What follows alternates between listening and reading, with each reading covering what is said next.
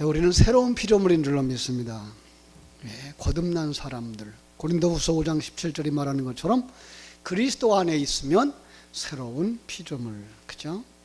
시편 31편 15절의 말씀에 인용을 하면은요, 시편 31편 15절, 나의 앞날이 주의 손에 있사오니 내 원수들과 나를 핍박하는 자들의 손에서 건져 주옵소서. 이렇게. 근데 시편 31편 15절에 보니까 나의 앞날이라고 되어져 있는 이것을 루터는 나의 시간이라고 해석을 했더라고요. 이것보다 이제 한 버전 앞에 있었던 개역 성경에서는 나의 시대라고 이렇게 번역이 되어 있는데, 이 단어는요, 어떤 면에서 나 자신의 시간 이렇게 되어지는 거죠. 그러니까 나라는 것이 나의 손에 달린 것이 아니고 주님의 손에 달려 있다라는 고백이 되는 거예요.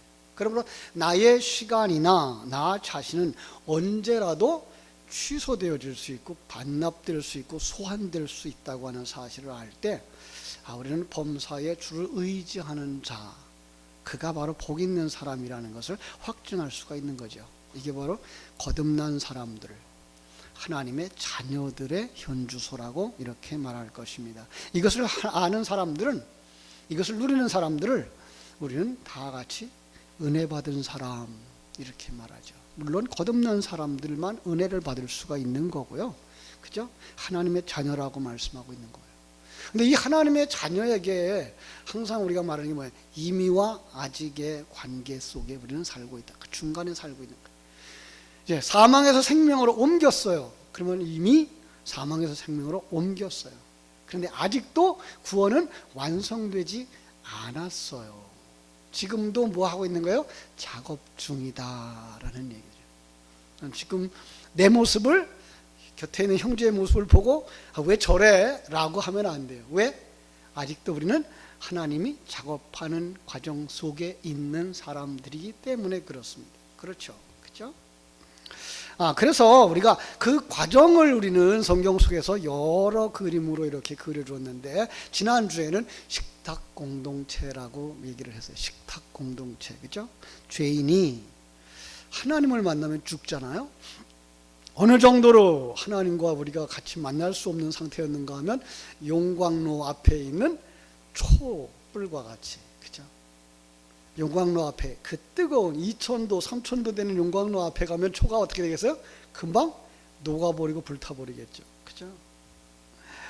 그런가 하면은 가스불 앞에 있는 시너와 같다.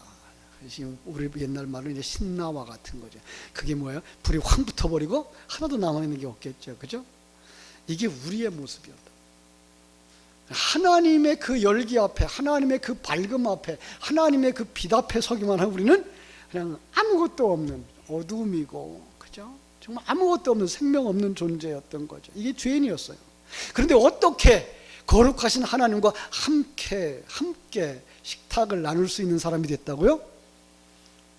피의 언약 때문에, 예수 그리스도의 십자가의 희생과 거기 담아준 진리로 말미암아서 우리가 거듭났기 때문에 우리는 이제 하나님과 하나 되어진 사람들이 되어졌어요.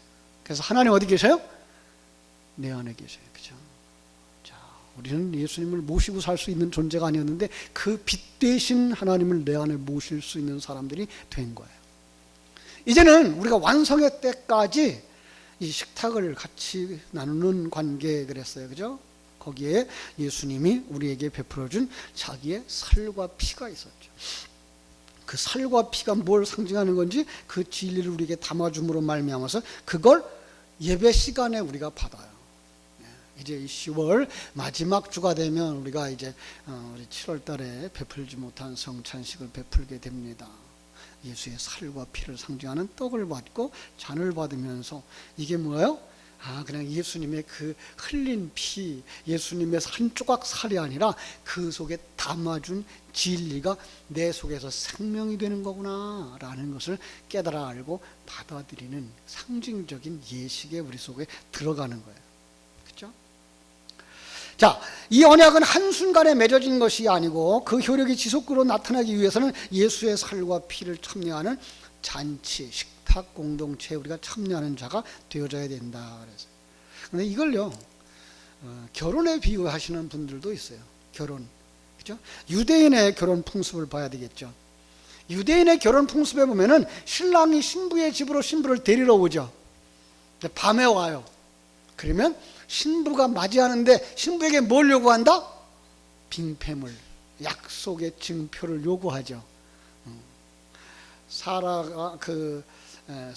아브라함과 사라가 그 집에서 길리운 그 종을 이삭을 위해서, 그죠? 그 신부감을 구해오라고 하죠. 그때 그 종이 가서, 아비멜렉이 가서 그 여인을 만나요. 여자를 만나요. 근데 여자에게 요구한 게 뭐예요? 물을 좀 달라 그래요. 자, 그 생수죠. 바로 그들이 가지고 있는 생수. 그가 정말 하나님의 그 빙패물을 가진 자인가 우리에게 요구하는 것이었어요.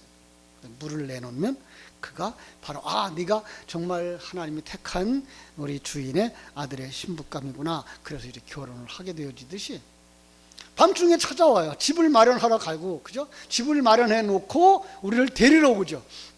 우리를 데리러 오면 밤중에 우리를 맞이하는 거예요.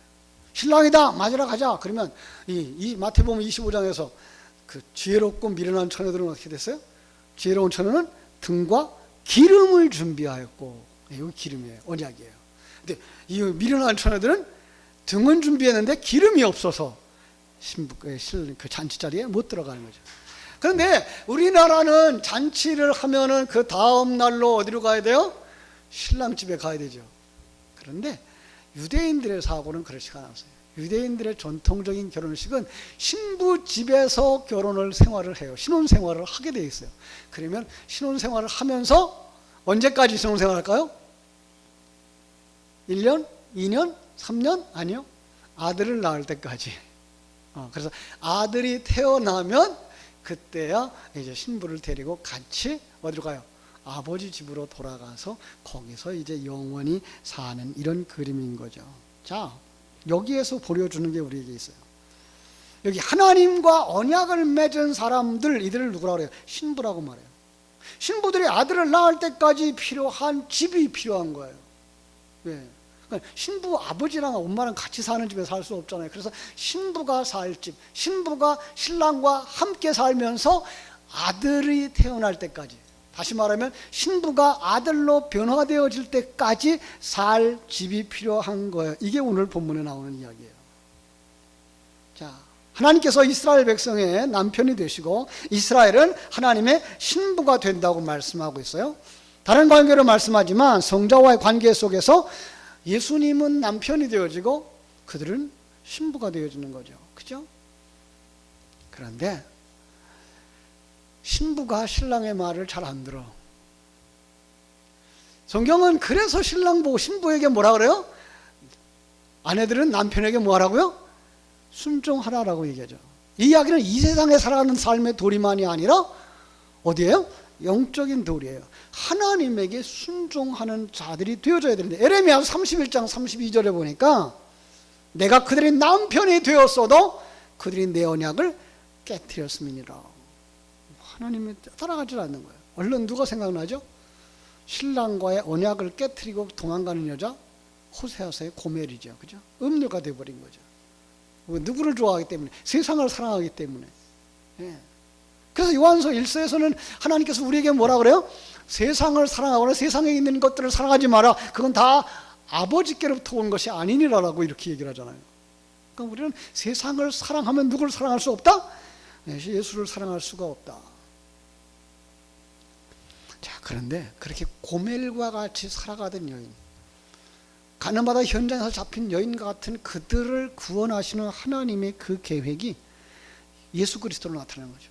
좋은 신랑 예수 그리스도. 그들을 구원하기 위해서 참으로 이 땅에 오셔서 뭐예요? 십자가에서 죽으시는 거죠.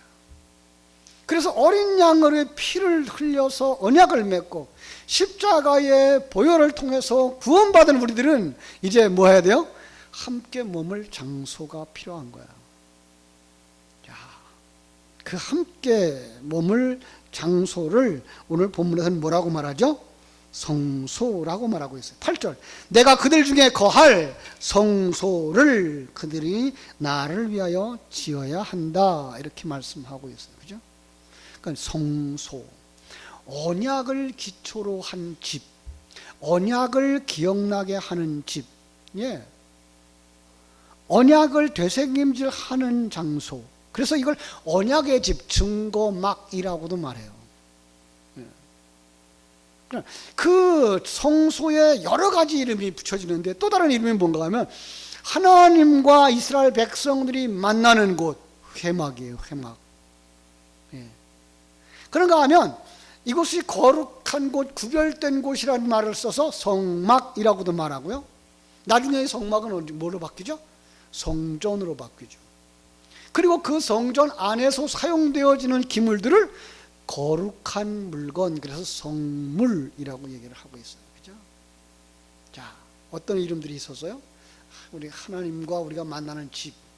첫째는 성막, 그죠? 근데 성막 속에는 뭐라 그래요? 증거막, 또 회막, 성막, 성전. 여러분, 이런 이름들을 우리 지금은 어디다 붙일 수 있죠? 교회에다 붙일 수도 있어요. 그죠? 교회에. 응? 하나님과 만나러 예배하러 나오는 장소, 예, 언약이 선포되는 장소, 여기 교회가 여기에 속하죠. 그러나 조금 더 영적이고 여러분 개인과 직접적인 관계를 맺는 장소라면 어딜까요? 성전. 여러분 자신이에요. 그죠? 나 자신이에요. 내가 성전이에요. 내가 성막이에요. 내 안에 누가 계셔요? 하나님이 계셔요. 진리의 말씀, 언약의 말씀이 계시죠. 그래서 고린도전서 3장 16절에서 너희는 너희가 하나님의 성전인 것과 하나님의 성령이 너희 안에 거하시는 것을 알지 못하느냐라고 말씀하셔요. 누구한테 주시는 말씀이에요? 나한테 주시는 말씀. 네가 하나님의 성전인 것을 알지 못하느냐라고 말씀하는 거예요. 자, 그리고 나서 뭐라고 말씀하는가 하면 누구든지 하나님의 성전을 더럽히면 하나님이 그 사람을 멸하시리라. 여러분, 어떻게 하는 게 하나님의 성전을 더럽히는 거예요? 청소 안 하면, 먼지 나면 거기가 더럽히는 거예요? 거기에서 하나님을 주인으로 섬기지 아니하고 자기가 주인 되어지는 우상 숭배하는 자로 가면 뭐예요? 그게 더러워지는 거예요. 어디서 봤어요? 요한복음 2장에서. 예수님이 예루살렘 성전으로 들어갔는데 성전 안에 무엇이 가득해요? 장사하는 자들이 가득한 거예요. 돈 바꾸는 자들이 가득한 거예요. 내가 중심이 되어져서 나를 위하여 장사하는 것 같이 살아가는 이들이 바로 우상 숭배하는 거예요. 그러면 그걸 성전이라 그래요. 다른 말로 뭐라 그래요? 우상의 전, 신전이 되어지는 거죠. 그죠? 참 이건 더러운 거예요. 그죠? 그래서 하나님은 그 성전을 뭐예요? 멸하시리라고 말씀하죠. 성전은 거룩하니 너희도 거룩하라 라고 요구하고 계시는 거예요. 자, 오늘 본문은 이 성막을 만들기 위하여서 이스라엘 백성들로 하여금 예물을 바치라 라고 말씀하고 있어요.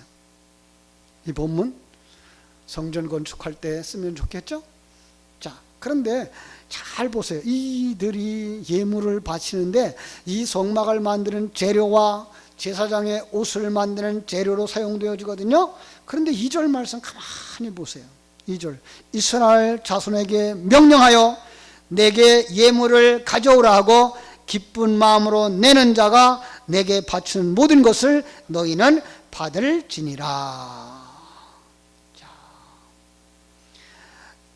백성들에게 명령을 하래요. 그러면 백성들이 가져오는데 누구에게 가져와요? 모세에게? 아론에게? 목사에게? 하나님에게. 그죠? 하나님에게. 예. 성도들의 헌금 정신이 여기에 있는 거예요. 우리가 주일날 예배를 드릴 때 그 헌금은 누구한테 드리는 거예요? 하나님에게 드리는 거예요. 그죠? 성전 건축을 위해서 그들이 가져오는 그 물질에 누구에게 드려요? 하나님에게. 그러니까 마음의 중심, 신앙의 중심이 바로 여기 있는 거예요. 하나님은 이스라엘 자손에게 명령해요. 예물을 가져오게 해요. 그런데 어떤 것만 받아라? 기쁜 마음으로 내는 자. 다시 말하면 자원하는 마음으로 드리는 자. 그러니까 믿음이 있어야 이게 가능해요. 그러니까 하나님 앞에 헌금을 드리는 사람들은 그 믿음으로 드려야 돼요. 어떤 믿음이에요? 이게 다 하나님의 것이에요. 하나님이 주신 거예요. 물론 내가 한 달 동안 수고해서 벌어들인 물질이고 내가 1년 동안 수고해서 거둬들인 양식이지만은 그걸 누가 주셨어요? 예, 그 일할 수 있도록 은사를 주시고 건강을 주시고 네, 햇빛을 주시고 또 비바람을 주셔서 열매 맺게 하신 그분이 하나님인 줄 알아서 이게 다 하나님 것입니다 라는 고백을 하는 사람들을 뭐라 그래요? 자원하는 마음으로 드리는 자, 기쁜 마음으로 드리는 자라고 말씀하는 거예요. 그래서 이 물질이 어디서 왔나 가만히 살펴봤어요. 자, 이스라엘 백성들이 광야에서 어디서 생긴 물질 가지고 하나님 앞에 드렸을까요? 한번 출애굽기 12장으로 한번 가보세요. 출애굽기 12장 35절에 가면은요 이렇게 말씀하고 있어요. 자, 찾으신 분들은 같이 읽어요. 시작. 이스라엘 자손이 모세의 말대로 하여 애굽 사람에게 은금 패물과 의복을 구하매. 이스라엘 자손들이 애굽인들에게 뭐예요?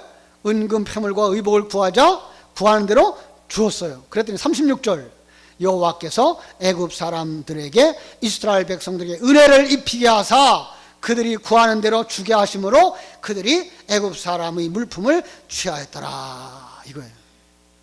야, 그들이 지금 얻어가지고 나온 그 은금 패물을 보면서 이거 어디서 난 거예요? 내가 수고한 거예요? 내가 만든 거예요? 아니에요. 이게 하나님이 은혜를 베풀어 주셨구나라고 하는 거예요. 예. 이 모든 일이 은혜를 입은 거예요. 지금 예물을 드리는 그 모든 것은 다 하나님의 은혜로 주어진 것이기에 그 은혜로 받은 것이기에 은혜로 드립니다. 이게 뭐예요? 증거 장막이에요.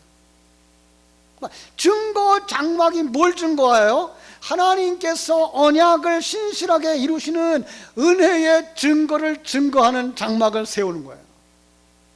그러니까 성막은 뭐예요? 은혜의 그릇인 거예요. 자기들의 것을 가지고 짓는 것이 아니에요. 하나님의 언약을 이루어내신 은혜의 결과물을 가지고 성전을, 그죠? 증거의 막을, 그죠? 성도들의 완성을 이야기하고 있는 거예요. 그래서 즐거운 마음으로 내는 사람, 그들이 하나님의 언약과 은혜를 아는 사람이라고 이렇게 말씀하는 거예요. 여기서 우리는 우리의 시선을 한번 돌려볼 필요가 있습니다. 나는 하나님께 드림을 기쁨으로 하는가라는 거예요. 나의 삶의 모든 부분에서 항상 하나님의 은혜를 생각하기 때문에 기쁨으로 하는가? 왜 그게 안 될까요? 은혜를 몰라서. 성도는 그래서요 그렇게 고백하는 거죠. 은혜 아니면 살아갈 수가 없네. 호흡마저도 다 주의 것이니 세상 평안과 위로 내게 없어도 오직 예수뿐이네. 같이 불러요.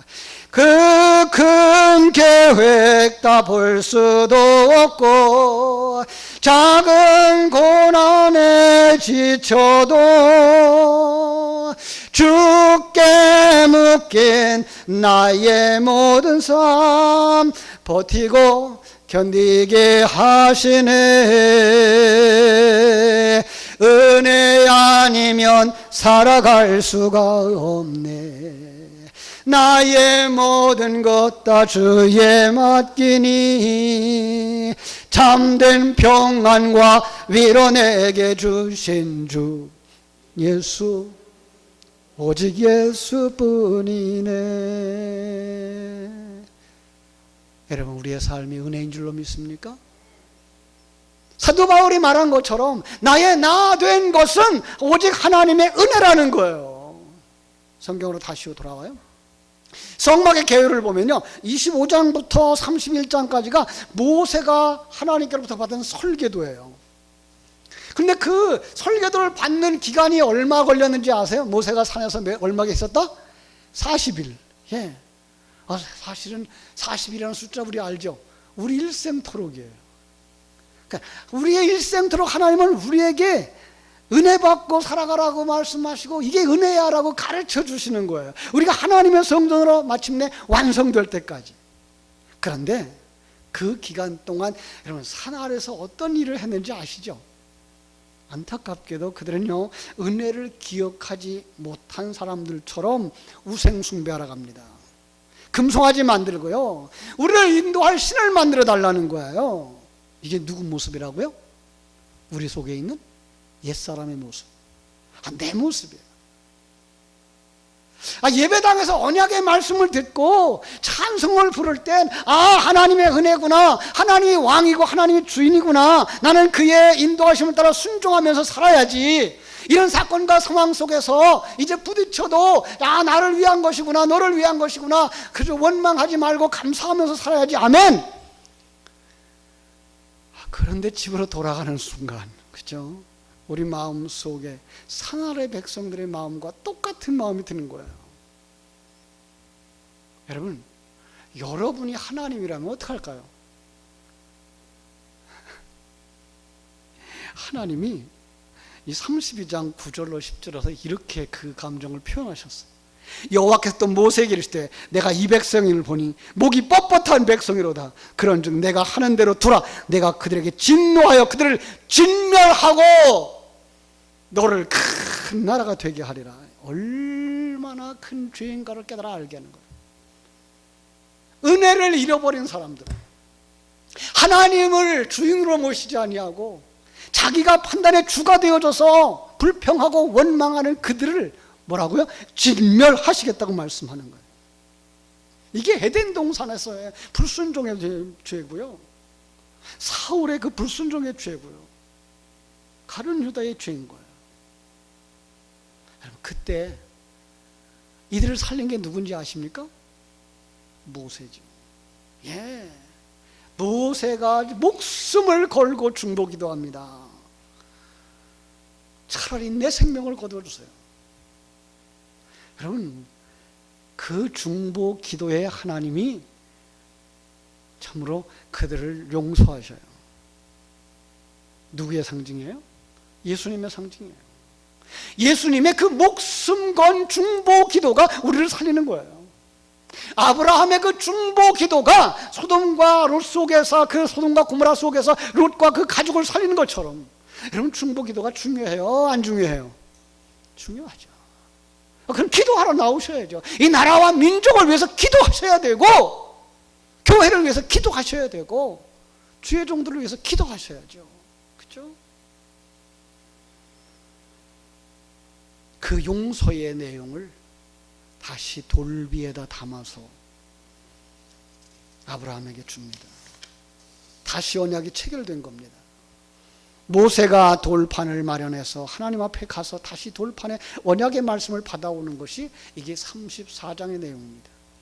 그리고 모세가 하나님 앞에서 본대로 성막을 만드는 내용이 이제 35장에서부터 40장까지 내용. 이것이 하나님을 위하여 짓는 성소입니다.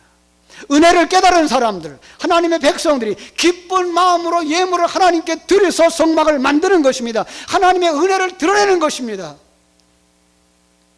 이 말씀을 묵상하면서 정말 참 한참을 회개했다 그래야 되나요? 눈물을 흘려야 됐다 그러나요? 우리 건물을, 교회 건물을 생각할 때마다 그 어떤 상황을 떠올리면서 내가 했다라고, 내가 쫓아다니면서 설교했고 몇몇 안 되는 성도들과 정성껏 헌금했던 그 헌금, 너무나 부족해서 빚을 낼 수 있는 곳이면 그냥 손이 닿는 곳에 가서 사돈의 팔촌이라도 가서 돈을 가져다가 건축비를 지불했고 골조를 붙잡고 눈물을 흘려서 기도했던 지난날, 여기서요 내가 나오더라고요. 누가 하신 거예요? 하나님이 하셨죠. 예. 지금까지 지내온 것이 하나님의 은혜고, 지금까지 사역한 것이 하나님의 은혜고, 전도하러 뛰어다닐 수 있었던 것 하나님의 은혜였고, 성도들이 모여들어 감당할 수 없는 그 상황 속에서도 감당하면서 버틴겨 왔던 것도 하나님의 은혜고, 하나님의 은혜가 아니면 벽돌 하나 쌓아줄 수가 없고, 하나님의 은혜가 아니면 유리창 하나 끼워줄 수도 없고, 하나님의 은혜예요. 장마가 지날 때마다 또 한 번 가슴을 치는데, 이쪽 구석에 이게 비가 이게 왜 이렇게 센데요? 아니 지붕을 10cm나 넘게 콘크리트를 다시 했어요. 그런데도 세네.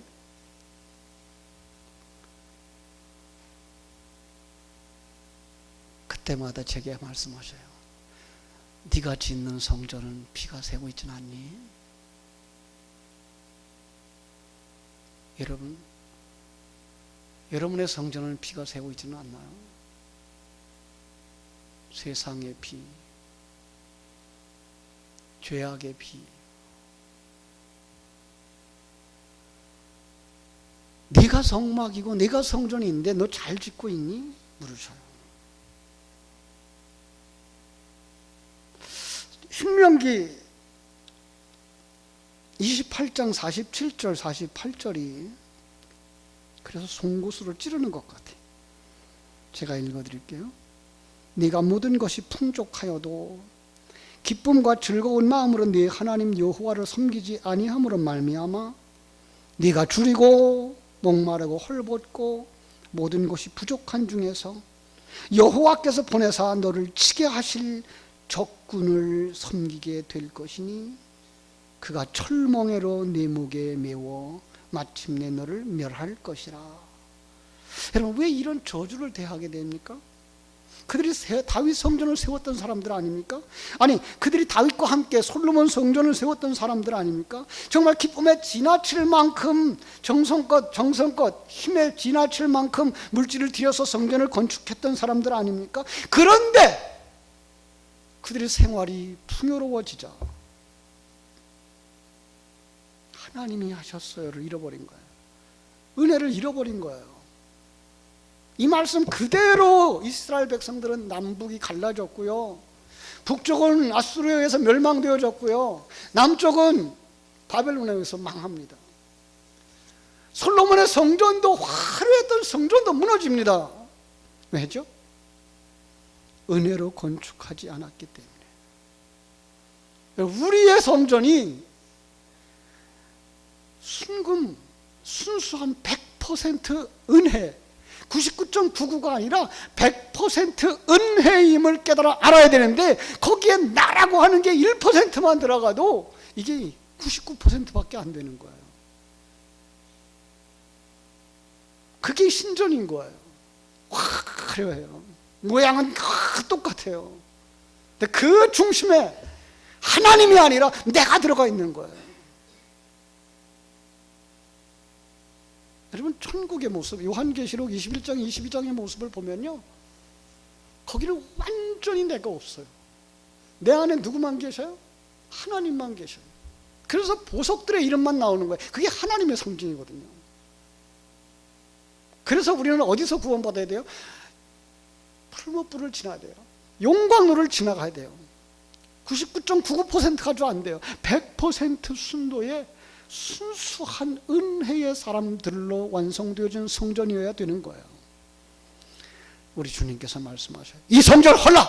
내가 사흘 만에 다시 세우리라. 여러분, 아직도 우리 속에 남아있는 나를 위한 성전, 내가 했다고 하는 성전, 아니요, 은혜입니다. 그 은혜가 나를 몰아내고 온전히 증거하는, 하나님만 증거하고 하나님의 일하심만 증거하는 은혜의 성전, 증거 성전, 하나님과 함께하는 성전 되어지기를 주님의 이름으로 축원합니다. 기도합시다. 하나님, 우리의 시간